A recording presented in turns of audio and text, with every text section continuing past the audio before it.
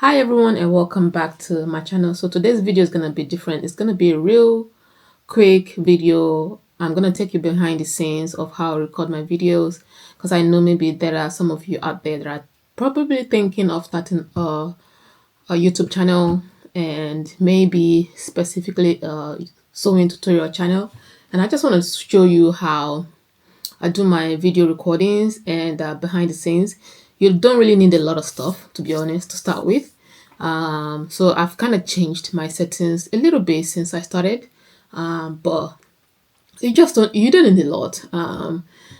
Based on what I'm going to show you now, you're going to see that you only need a few things to get started. And when I started using my phone, and now I use a camera, which I'm going to be showing you. So this is the camera that I currently use. It's a Sony ZV-1F. It's like a vlogger kind of camera. So it has a screen here, so kind of allows me to see, so I can flip it towards me so I can see what I'm recording, if I'm in focus or not, so which is good. So this was the reason why I bought this camera, because I wanted to be able to see when I'm recording high up, and then I can still see what I'm recording to see whether I'm in focus or not. So that was the only disadvantage of using a mobile phone. You're not able to see exactly whether you're in focus or not. But this is good for that. So it's a Sony VF. I think I'm going to put the details on the screen. So if anyone's looking to get started, this is the camera that I use currently, and it's quite good. I don't intend on changing it anytime soon. The charging point is a USB-C charging point, which is what majority of the devices these days are using, so which is good. And yeah, I don't really play a lot with the settings on it, because I just press record and I go. And you can zoom in, you can zoom out, a lot of the basics that you probably need anyway. So as far as the other functions are concerned, I only use it for my tutorials, so that's my go-to camera for my tutorials. And I have a tripod stand I'm going to connect to now, and that's why this is not part of the camera, by the way, just in case you're wondering. So this is just the attachment to the tripod stand that I'm going to be using. So yes, and you guys already know my sewing machine. It's the one that I've been using. I'll bring it out. So this is my sewing machine. I've been using this for a very long time, since I started sewing, basically. So since, I think it's been 5 years now, because I started in during COVID period. So yeah, I've been using this sewing machine ever since. I know some people have said they've had issues with this type of sewing machine, especially this brand itself, and this particular one itself. Some people have had issues using it, but I have not. Thank God for that. And since I bought this, I've not had a single problem with it, and it's been really good to me. So it's been 5 years and it's been amazing so far, honestly. So I have no issues whatsoever. So this is my sewing machine. This is my go-to. So at the moment I'm looking into getting a serger, because I know so that's the only thing about my sewing that I haven't started doing yet. I don't know why I've been reluctant to get one. I really do not know. But yeah, if anybody wants to gift me a serger, I mean, I'm open to receiving gifts as well. So yeah, let me know. You can contact me and I'll be happy to receive one, definitely.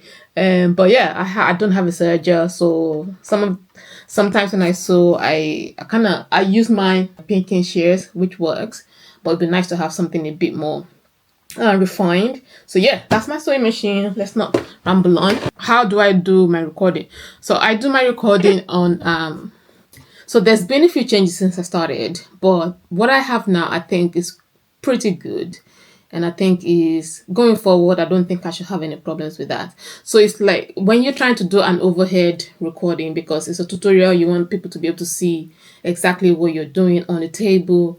So which is why I've got the tripod that I've got now. I'm gonna put the link to the tripod in the description box. So this tripod stand, I got it from Amazon. I'm not affiliated or anything. It's just something that I found is very good. It's useful.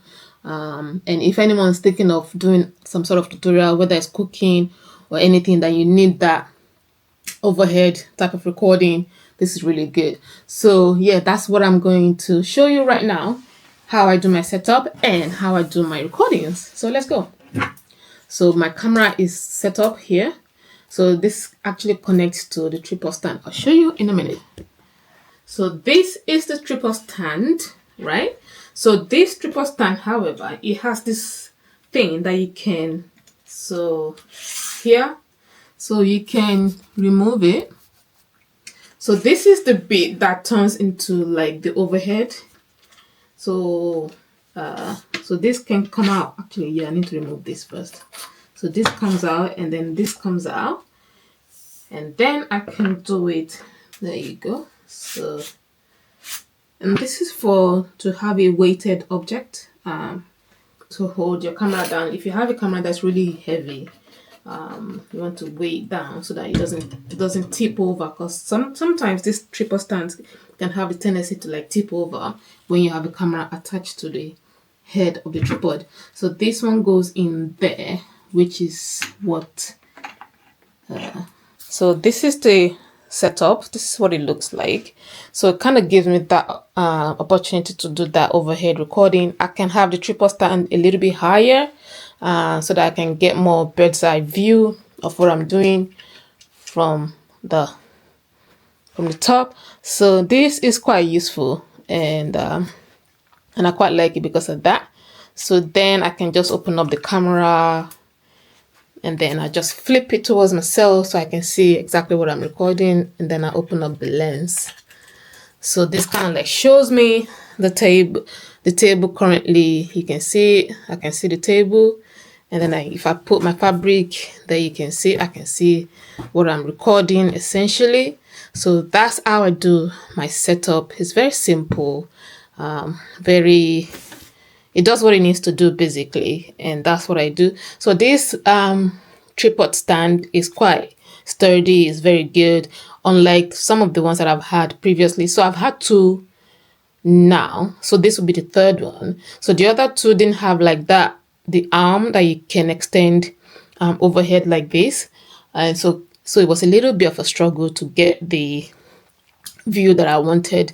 But after finding this, I think this is one, and I think this one is being the best so far, and it's also the most expensive I've bought. So this was around 60 or 80 pounds on Amazon, but I'll put the link if anyone really wants something similar, you can go find it.